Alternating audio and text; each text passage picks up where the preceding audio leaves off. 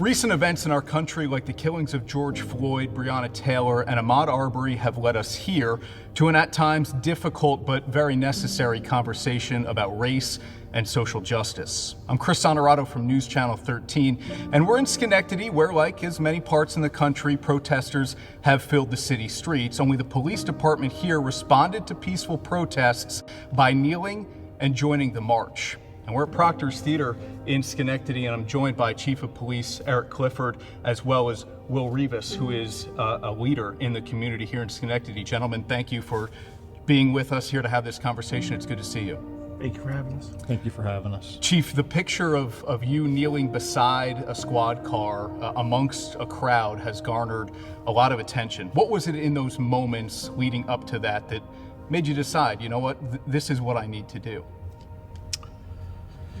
The moment I was asked by the crowd to come out and speak, and I spoke with somebody in the police station, and his name is Damani Farley. He's another leader here in the Schenectady, and I have a relationship with him.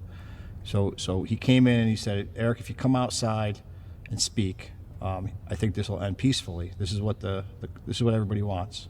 So I didn't even have to think twice about it. I said, okay, let's go. So I went out there and I just started asking questions, and they weren't easy questions, but as I looked out into the crowd, I could see and feel their emotion. I saw some people I knew in the crowd. Will is a friend of mine, and I saw him in the crowd, saw other people in the crowd, and I'm answering these questions, and my comfort level got to a point that when I was asked to take a knee, I could feel that that's all they were asking for. That's what they wanted. And in my heart, I'm like, you know what? I can take a knee with everybody here, because I think that's going to go a long way with them feeling better about the tragedy that they saw in Minnesota. So I decided to do it, and the officers behind me, they joined in on it, and I really give them the credit, because without them joining in on it, I think it would have been a little different.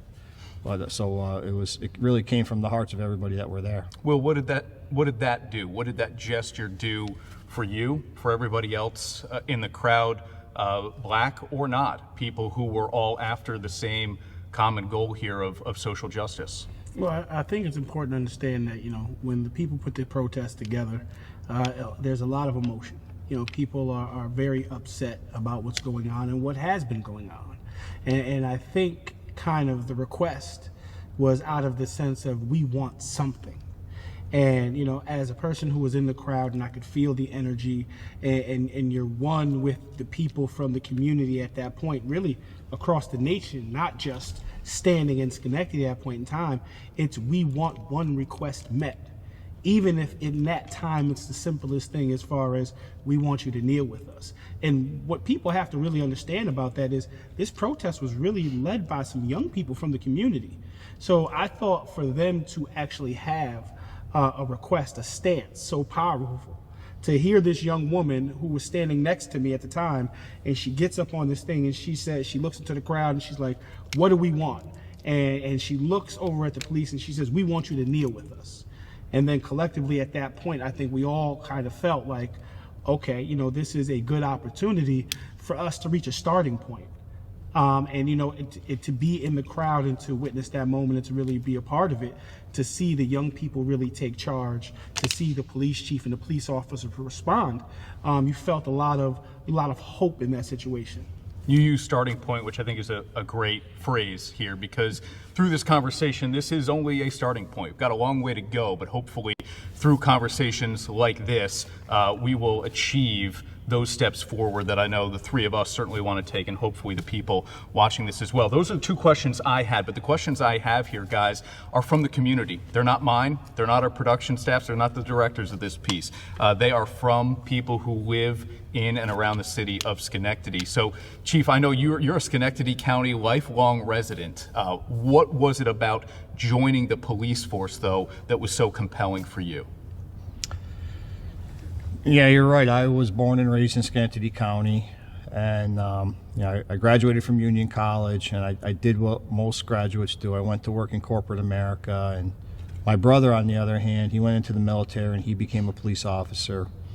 In 1998, when he joined the force all of a sudden became important to me. I paid attention to what was going on. Things got personal whenever there would be anything bad in the news about the department. And as time went on, as I paid attention, and we all know what happened in the late 90s, really bad press, things got more personal, and I started thinking about making a career change right after 9/11. When I saw those towers fall, and I just felt like, as a person, as an American, what can I do? What can I do to help people? So I started thinking about joining the police department, and I never really gave another thought to where I would want to go. I always thought that Schenectady was a place that I could really make a difference. So I decided to join the department. I was on the list. I took the test, got on the list, and a lot of people told me I was crazy for doing it. But I knew that it was a place that still had hope, and it was a city I loved. Even though I grew up in Rotterdam, when people asked me where I'm from, I said Schenectady. Downtown was my place, and so that's the reason I became a police officer. And when I started in 2002, downtown was a lot different than it was now. All the communities were different than they are now, and I see so much progress. And we still have so much more to work to do here in Schenectady, but we have a lot of progress and a lot to be proud of, those of us that are here. And you've been the chief for more than a few years now, but having grown up in this county, and you say, hey, I'm a city of Schenectady resident, what do you observe about the relationships between the force and residents of all color? And why is it important to maybe emphasize the relations between police officer and African Americans? This is a small community. We may think it's big, those of us that live here, but in the grand scheme of things, this is a small town. And one of the things I recognize, as I rose through the ranks of the department, I recognized that people in the community, they want to get to know their police. They want to have those relationships built.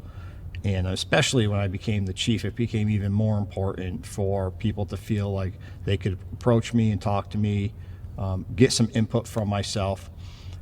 One of the things I recognized is that our level of community policing wasn't what it needed to be. So over the last couple of years, we've really made a strong push on having more police officers out there in the community speaking to residents, because we recognize that police get their powers from the people. Without the trust of the people, the police don't have any powers. I mean, we're kind of seeing that right now with the whole defund the police talk that's happening. And the reality of it is that the people want that. The people will get it. So every day we have to be out there trying to build trust in the community and make those connections. And it's not just to save our jobs. It's because it's the right thing to do. If we have the community's trust and if we have the community's input, the community will police itself, and all we are is agents of the people at that point. I know you watched the video in Minneapolis because I know you responded on Twitter as well. As you're watching that video, the more than 8 minutes of it at least, what were some of the thoughts that went through your mind? Somebody who, of course, has the same training in theory as most police officers were. What was your reaction when you watched that video? It's hard to watch. When I watched the video the first time, I was thinking like a police officer and like a police chief. As I'm watching it, I'm waiting for somebody to intervene, somebody to do something. Didn't happen. And at the very end of it, I started thinking like a police chief, like, oh, this officer is in big trouble. The officers around it didn't do anything. They're just as culpable. That night, as I slept, I woke up in the morning. And, then I started feeling it more like a person, as a human being, thinking how wrong that was. Then the cop in me started thinking about, oh boy, this isn't going to be good for my profession. So it was a back and forth emotions that went through me, because it's hard for me to turn off Police Chief Eric and turn on human being Eric. So you have both of these emotions going on, and I just knew from the beginning that this was bad in so many different ways.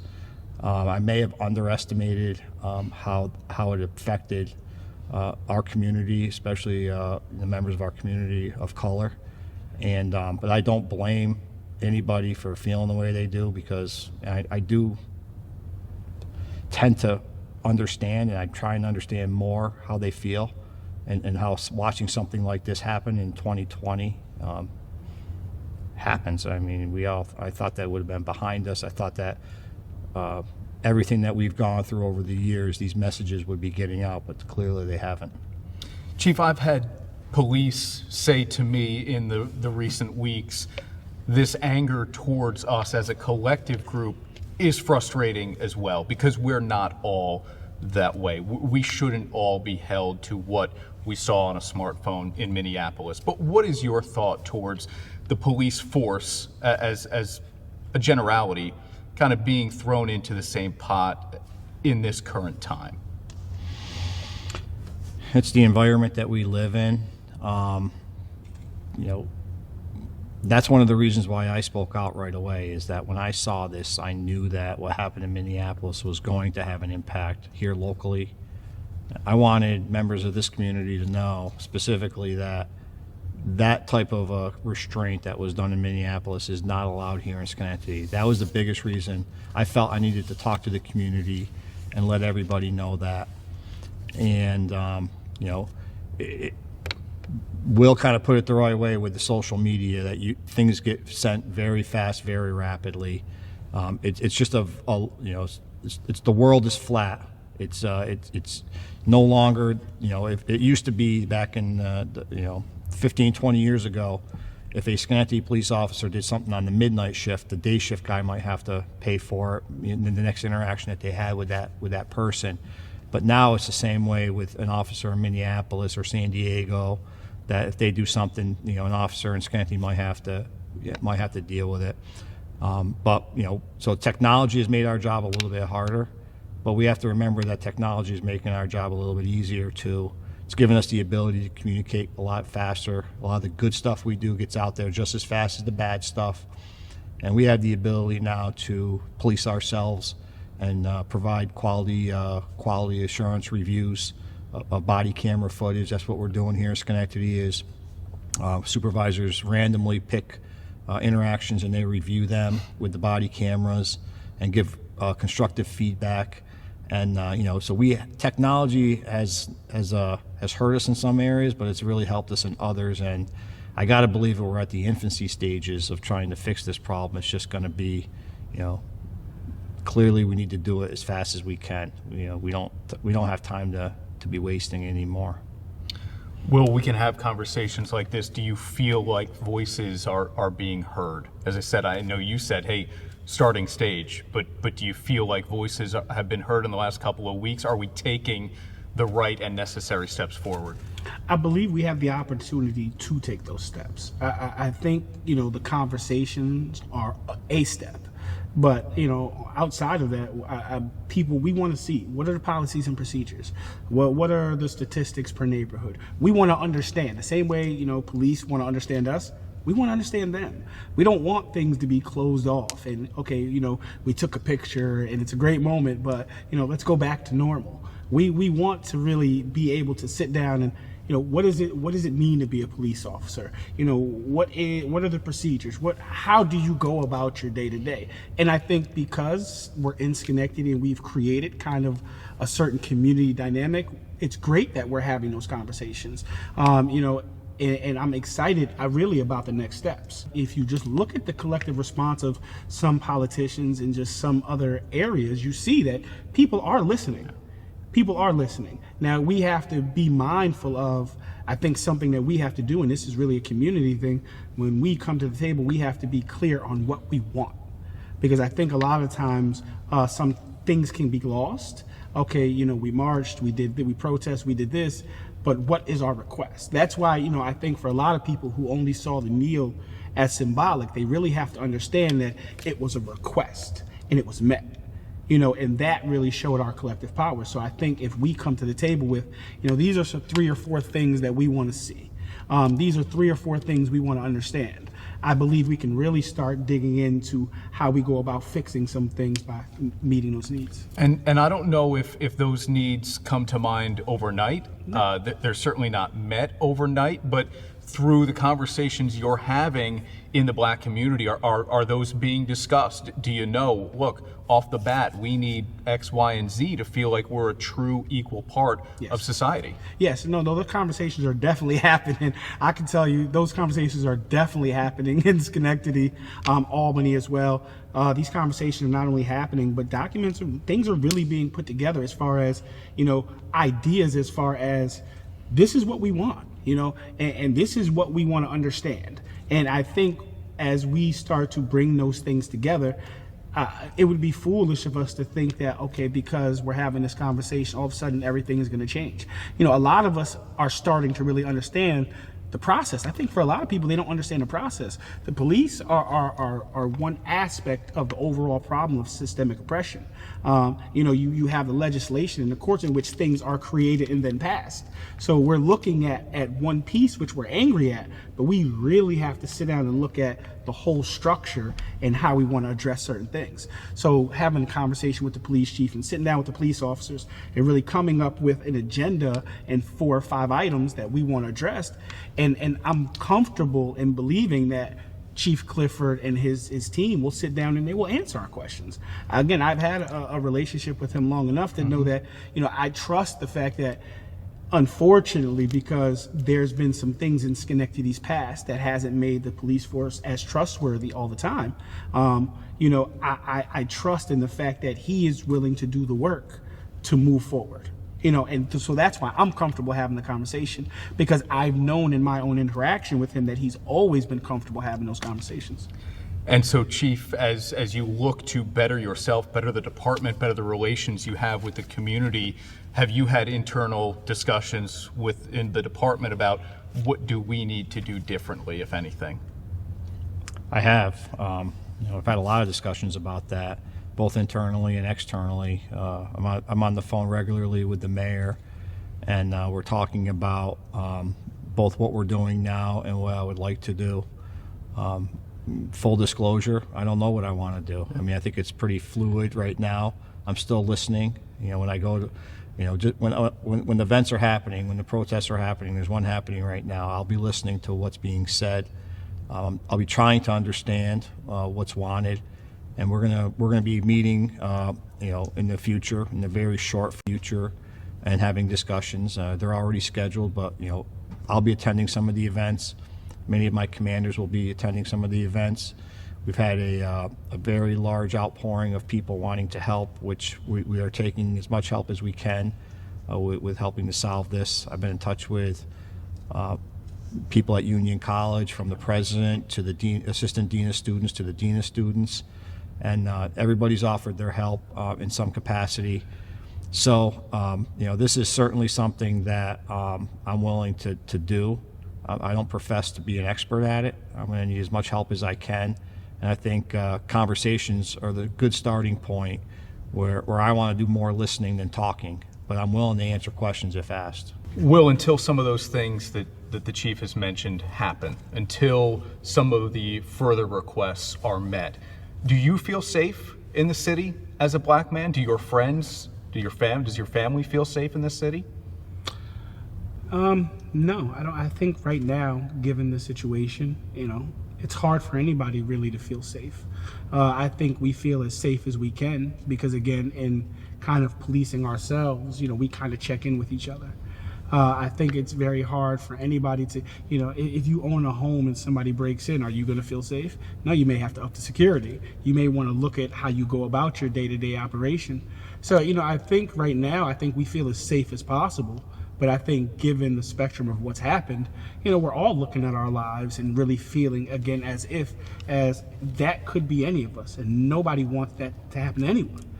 So we're all taking a look at what we do and how we go about things. I want to ask you both the same question, but different angles here. And Will, I'll start with you. When you see the punishment brought down on police officers around the country who are part of this oppression, systemic racism that you've talked about, what are your thoughts? Do you feel like the Officer Chauvin's charges were serious enough? Do you feel like there has been an escape by law enforcement from accountability in certain situations? Absolutely. But again, for a person like myself who understands what I'm looking at, the question I would ask is, am I expecting anything else?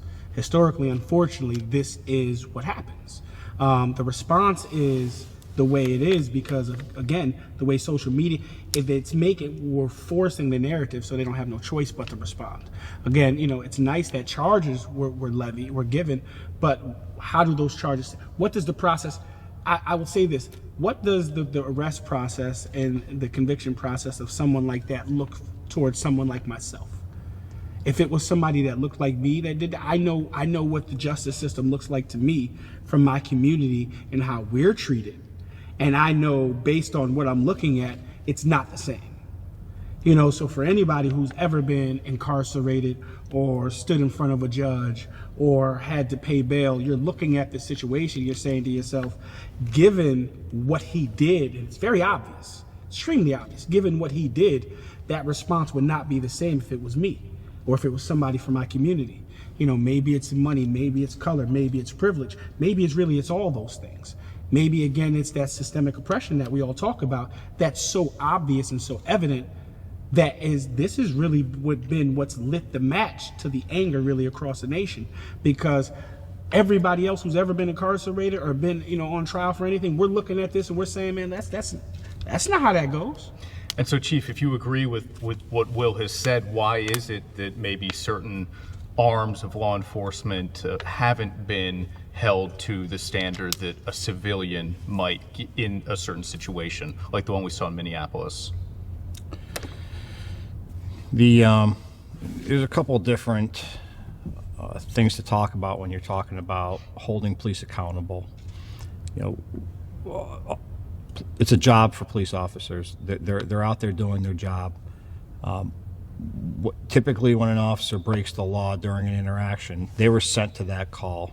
Sometimes they proactively do it, but usually when something goes bad, it's because you know, either a shortcut was taken. So that the officer has some accountability. But with any crime, an investigation has to occur. And what makes it complicated is because it's a criminal investigation, but it's also connected to the person's employment. So there's a couple different lenses that it needs to be looked at. So that's why I think that many times the process slows down a little bit as far as justice goes. That's why you might see where an ordinary citizen would be arrested right away because there's a complainant. You'd have to examine it a little bit closer for a police officer, because police officers, by the criminal procedure law, have the ability to use force under Article 35, and it's a matter of whether they comply with that article and they're justified in using that force. So you usually get lawyers involved, you usually get police unions involved, and the process gets slowed down and bogged.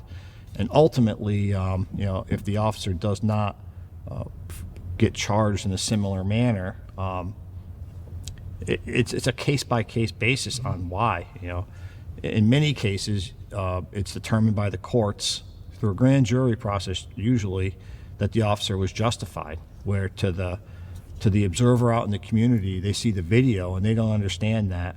But you have to add the legal definition into the observation of what happened, really, to understand that that's why the officer isn't being charged. You know, so something that I've been really focusing on is using force. And I'm not going to quote it perfectly, but Sir Robert Peel and the Principles of Policing essentially says that the ability of the public to comply with the police is directly correlated to the amount of force used. So you're always going to want to have voluntary compliance.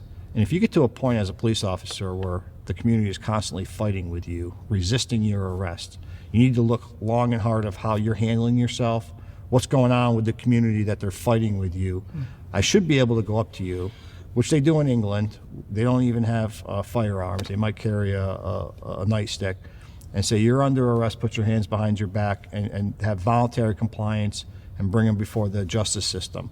So the fact that we have to be armed in America and potentially have to fight with somebody, you know, especially in George Floyd's case, a $20 bill, what led him to the point where he wanted to fight with the police that day? And what was the relationship that precipitated that between the police and the community that forced him to be that way? So we have to build this trust within the community. You do that through the engagements, you do that through the discussions, and you know, we have to make sure that we continuously have this conversation. President Harris at Union College said it the best the other night on a meeting that I was on with him virtually, that, you know, we have to make sure that we're talking about this in September of this year, and that all of a sudden when August hits that we don't stop talking about it. But These are conversations that need to continuously be had, and we have to continuously make this investment in building trust in the community. In your mind, is police brutality a problem across the country? Are these simply snapshots we're seeing on social media, or is there something systemic about police brutality? Yeah, I would probably answer this question differently 2 weeks ago, but I think that clearly it is. And police brutality, in my from my lens, my perspective, is right up there with using the term racist. It's one of those things that cops don't like to hear. But I think the reality of the situation is police need to understand that they don't need to be as hard and rough as they are when they use force. You could use less force to accomplish exactly what you're doing. A lot of times it comes to confidence. I've had a lot of discussions with a former colleague of mine who's now retired, but he teaches jiu-jitsu, and what he explains is that that art allows you, it gives you the confidence to have an interaction, and should the person resist, peacefully detain them in a manner that doesn't turn into what would be perceived as police brutality. And when I speak about the term racist, I think that many people may be insensitive to race, but to say that they're full-blown racist, I think, is so extreme that many people take an immediate offense to it. But if you're asking them honestly, have you ever been insensitive towards race, they'd probably be more willing to say yes to that than they would be to say, yeah, I'm racist. How much of this, Will, is a two-sided coin? When the chief talks about needing to be armed in this country, where around the world police officers don't feel maybe as physically threatened as they might at times in the United States. How much of this is a two-sided coin? Is it a figment of anybody's imagination, or do you think there's some truth in that? No, I believe there's definitely truth to it, as shown not only in the images, but just in what you see in everyday life in communities of color. And again, it's hard. A lot of the, and what's interesting is, and it's great that he acknowledges, is like a lot of the angst, the energy, the anger that people are feeling in the community of color is being mistreated for generations. So when you have I can say that because I was one of those individuals. As a young man, I made bad decisions. I found myself incarcerated. I was a young man who believed that, the police were out to get me all the time, and I disliked it. And my mother was a Schenectady County sheriff. I was raised, I knew the difference between right and wrong, and I had interactions with police and things of that nature, and I had based on my perception, my anger was any police officer I came in contact with, we're going to have a physical interaction, but as an adult, I started to really take into consideration how I was fed certain information, unfortunately, based on systemic oppression, how our people are given certain information. And I asked myself, what is the intent behind showing these images to our youth? And then you talk about really that anger. So when let's say you have a police officer who really just wants to have a conversation, they're just coming along and doing their job. And, you come into contact with somebody, and this person, based on everything they've seen on the news, is saying to themselves, you're going to try to hurt me. Again, it comes to the self-preservation of life. When you go out home, even if you're committing crime, you're saying to yourself, I want to go home safe at night. And then you're having this interaction based on your belief, your perception, everything you've been given, which tells you that this person with a badge is trying to hurt you. Your interaction with that person may be a lot different than it would if you had the confidence that this person was here in a very safe manner. It changes really the dynamic, which is why a lot of the work that I've tried to do is, with the police and having them really in the community, because something I thoroughly remember as a kid, I remember being a young man, and I had a police officer who he would drive around our neighborhood on a regular basis. And one day, me and my friends were sitting outside, up to absolutely no good. And we had, in my driveway, we had a TV and a grill, and we were eating. And there was a basketball game on, and the officer pulled up, and he said to us, he says, yeah, great game. And we're just looking at him. He says, listen, 15 minutes, I'll be back. You guys need to be gone. And it was one of those things where you think about it, and everything that he could have done at that time, the one thing that he did do, there was a certain amount of respect in. I know you guys are up to no good. I need you out of here in 15 minutes. Glad you're enjoying the game. But that interaction, it changed how me as an adult, may look and deal with the police now, because had that interaction been different, who's to say I could have this conversation? I may be the angry person that's throwing the bricks and things of that nature. So I understand it's definitely a two-way street, but we have to be mindful about the images that are being fed to us, the things we're seeing, and what better ways we can kind of interact with each other. Within a police department, Chief, do you have conversations with your patrol officers about being accountable on scene? Rarely now do you see just one person working on their own. Oftentimes there are two people. There's backup of some sort depending upon the situation. But why maybe is there a culture within police departments to not hold your partner accountable, to not speak up in a situation like we saw with George Floyd? That's a learned behavior. When I joined the force in 2002, the words that were given is keep your mouth shut, don't talk, I might call. So it's a learned behavior that's probably been passed down by generations and generations and generations. But to answer your question is yes, I've been having those discussions. I've been having discussions with officers really for the last 3.5 years that I've been the chief, that we have to watch ourselves and police ourselves and help each other. And the reason I say that is that many times officers get adrenaline pumping. Their vision gets really focused on what they're doing, and they may be doing things that they don't recognize that they're doing, and that's why the officer that's standing over their shoulder needs to maybe tap him on the shoulder and say, "Hey, get off his neck." And if he doesn't get off, then you pull him off, and you're not afraid what the repercussions are going to be afterwards. I mean, these are things that should be happening. Not only are they in our policy, but it's just the right thing to do. It's on so many different levels that we've had these conversations about helping each other. Once a person is in custody, and the fight is over, you just won. The person is handcuffed. Now you treat them like you would treat your child or your loved one. I mean, at that point, you have to almost understand that if that person is under arrest and they're going up to talk to our detectives, that detective is going to want you to treat them very nicely. So we've had conversations about that by having detectives go down and talk to patrol officers, and to Will's point, an interaction that he had on that one day changed his perspective on policing. And if I arrest somebody for something small and treat them really bad, the next time an officer interacts with them, it may not be a good outcome. It may be that next officer, not me, but somebody else, is now going to be fighting with that person because of their last interaction. And we talk a lot about good interactions.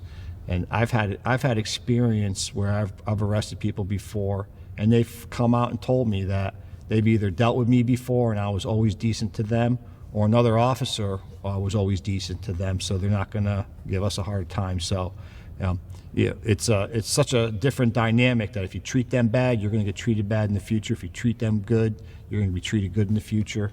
And you may even get to the point where there's no arrest because you pull up and you just speak to them, and because you've treated them good in the past, they're going to be like, "I got you, I'm out of here. I'll comply with what you're asking." Will, talking about these things is good, but it doesn't fix everything. And if we talk about the phrase systemic racism is such a hot button phrase right now that I don't know that everybody fully grasps exactly how much it exists in this country. It isn't just in a police department. No. We're not talking decades, we're talking centuries. So what do we need to do beyond talking about it? This conversation is great, but what do we need to do, not just as whites and blacks, but as just humanity, in order to really fix what's at the root of the problem here? I believe it's what I call a code of common unity. And, outside of all the labels that we have, we need to take in consideration that we're people, humans. We all eat the same, we all breathe the same, we all need the same general things. Unfortunately, because the way society has created the system, on one side you have people that have a little bit more, and you have others that have a little bit less. So it's up to us who are in the position and we understand what's going on to create to get rid of the economic disparity, to make sure that all our kids in every school are educated the same, regardless of location or color or what people believe to be what an education is deserved of. We have to make sure, again, having conversations about policing in our communities. Political accountability, that's really big for me, because again, the same way we vote people in, we can vote them out. We have the right to march, we have the right to protest, we have the right to ask questions, and furthermore, the thing is we have to make sure that we understand that life is important. Nobody, no matter what they do, deserves to die. Nobody deserves to have their neck with a knee on their neck for 8 minutes live so people can watch. Nobody. Nobody deserves to be killed for a crime. Nobody wants that. So we have to come together as a people. We have to listen to each other. We have to come up with creative ideas, because the thing is we have the ability to create change.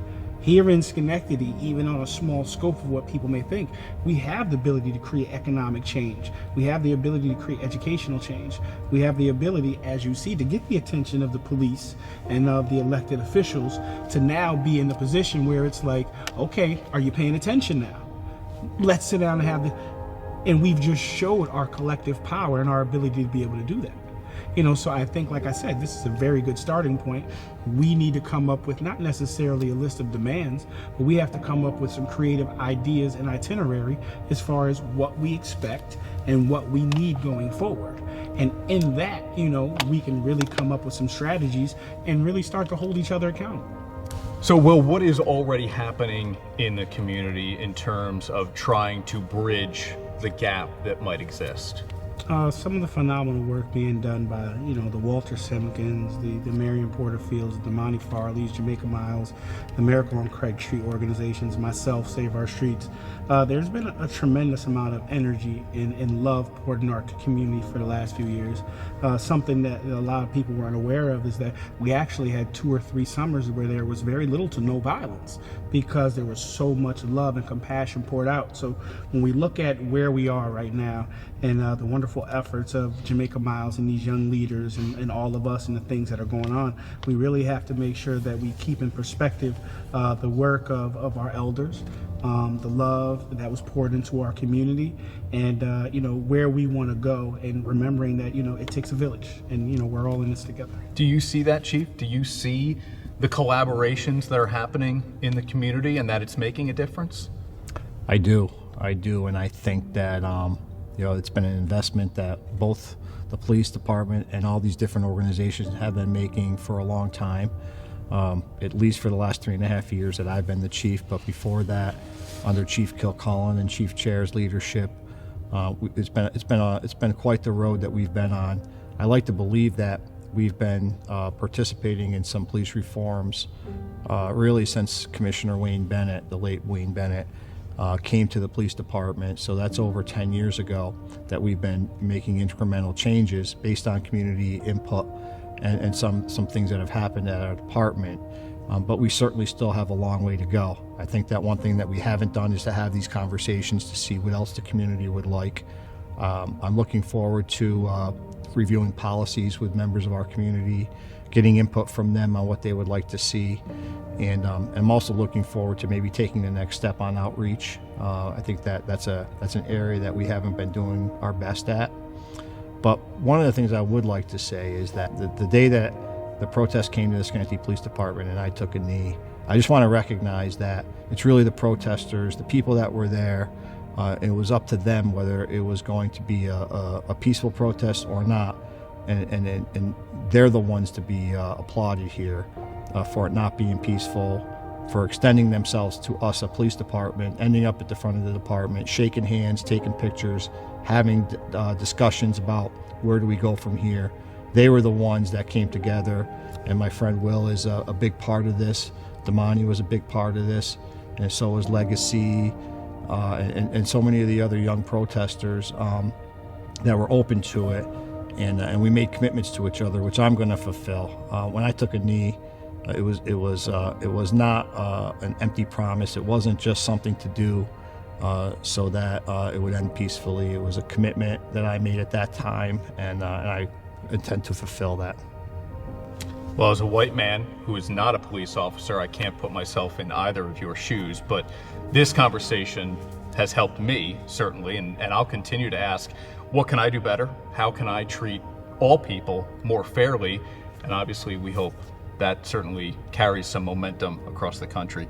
Guys, thank you so much for having this conversation with us today. Thank you for the leadership you both have shown in this community. It has reached far beyond just the city of Schenectady.